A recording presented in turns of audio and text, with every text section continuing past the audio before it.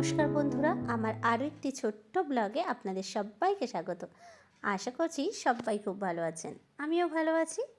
আজকে শেয়ার করছি আমি ছাদে আমার গাছগুলো, যেগুলো গাছ আর কি অনেক দিন গোড়াই করা হয়নি, সেই সমস্ত গাছগুলিকে গোড়াই করতে বসেছি। তো তার মধ্যে এই গাছটি হচ্ছে আমার একটা জবা গাছ, এবং এটার কালারটা হবে হয়তো খুব সুন্দর একটা ইয়েলো। আমি এটা বাড়ির থেকে ডাল নিয়ে এসেছিলাম, শাশুড়ি মার ইয়েলো যে জবাটা রয়েছে সেখান থেকে। তো সেটাই বেঁচে গেছে, এবং দেখা যাক কেমন কি ফুল হয়। তো সেই জন্যই আর কি অনেক দিন এটার আর কি গোড়াই করা হয়নি, তো ভাবলাম যে যাই একটু গোড়াই করে দিই। বেশ কিছু গাছেরই গোড়াই করতে হবে, এবং বেশ কিছু গাছেরই গোড়াতে মাটি দিতে হবে। কিছুতেই হয়ে উঠছে না জানেন বন্ধুরা। আসল কথা, আমি এদিকে মানে এতটাই ব্যস্ত দুজন মেয়েকে নিয়ে ব্লগ দিতেই পারছি না, আর ব্লগ রেডিও করতে পারছি না, সেই সাথে গাছেদের খেয়ালও একদমই রাখা হচ্ছে না।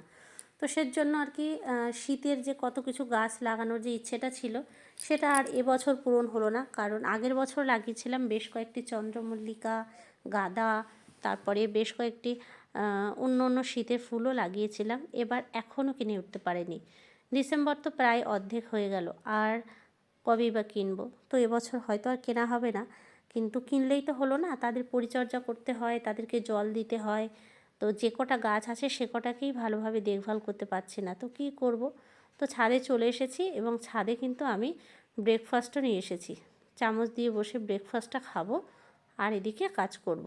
আজকের ব্রেকফাস্টে এখন নিয়ে বসেছি মুড়ি আর লাড্ডু, আর পরে দেখি হালকা কিছু একটা খেয়ে নেব। কারণ আজকাল মানে এতই কাজের চাপ যে ঠিকঠাক ব্রেকফাস্ট নিজের জন্য বানানো হচ্ছে না।